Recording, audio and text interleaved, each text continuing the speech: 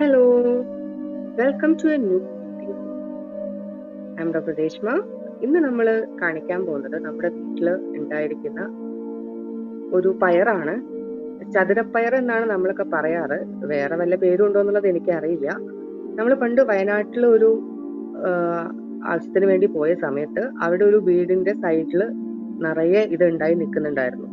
അപ്പൊ അമ്മയ്ക്കൊരു സ്വഭാവമുണ്ട്. അമ്മയ്ക്ക് ഇങ്ങനെ നല്ല ഇഷ്ടപ്പെട്ട എന്തെങ്കിലും കണ്ടു കഴിഞ്ഞാൽ അങ്ങനെ അവരെ വിളിച്ച് അതിന്റെ വിത്ത് വാങ്ങിക്കുക എന്നുള്ളത്. അങ്ങനെ അമ്മ ആ വീട്ടില് കോളിംഗ് ബെല്ല് അടിച്ച് അവിടുത്തെ ആളെ വിളിച്ചു വരുത്തിയിട്ട് നമ്മള് പറിച്ചെടുത്ത വിത്ത് ഇവിടെ നമ്മൾ വീട്ടിൽ കൊണ്ടുവന്ന് നട്ടതിന് ശേഷം ഉണ്ടായതാണിത്.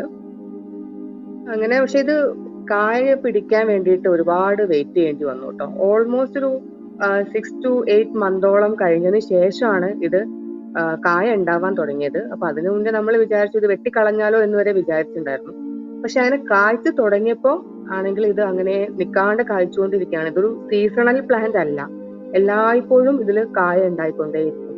അപ്പൊ ഈ പയറ് നമ്മൾ ഒരുപാട് മൂത്ത് പോകുന്നതിന്റെ മുന്നേ ഇത് പറിക്കണം.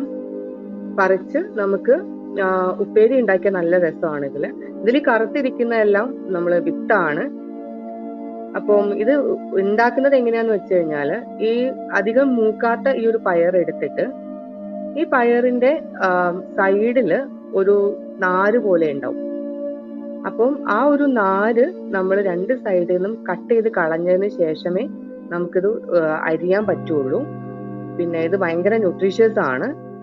നല്ല ഫൈബർ കണ്ടന്റ് അടങ്ങിയിട്ടുണ്ട് ഇതിനകത്ത്. പിന്നെ നമുക്ക് ഭയങ്കര സോഫ്റ്റ് ആണ്. അധികം മൂക്കാത്താണെങ്കിൽ ഭയങ്കര സോഫ്റ്റ് ആണ്, നല്ല രസമാണ്. ഇത് കണ്ടില്ലേ, ഇതുപോലെ ഈ നാര് രണ്ട് സൈഡിൽ നിന്നും നമ്മൾ എടുത്ത് കളഞ്ഞതിന് ശേഷം വേണം ഇത് ഉപ്പേരി വെക്കാനായിട്ട്. അപ്പം അങ്ങനെ ഉപ്പേരി വെച്ച് നമ്മൾ തേങ്ങ കൊത്തൊക്കെ ഇട്ട് വെച്ച് കഴിഞ്ഞാൽ നല്ല രസം. അപ്പൊ ഇന്ന് ആമിക്കുട്ടിയും ഞാനും എടുത്ത വീഡിയോ ഇത്രയേ ഉള്ളൂ. പുതിയൊരു വീഡിയോ ആയിട്ട് വീണ്ടും വരാം. ചാനൽ എല്ലാവരും സബ്സ്ക്രൈബ് ചെയ്യാം. വീഡിയോസ് ഇഷ്ടപ്പെടുന്നുണ്ടെങ്കിൽ ലൈക്ക് ബട്ടൺ ഒന്ന് ഹിറ്റ് ചെയ്യാം. So once again, thank you so much for watching. Bye bye.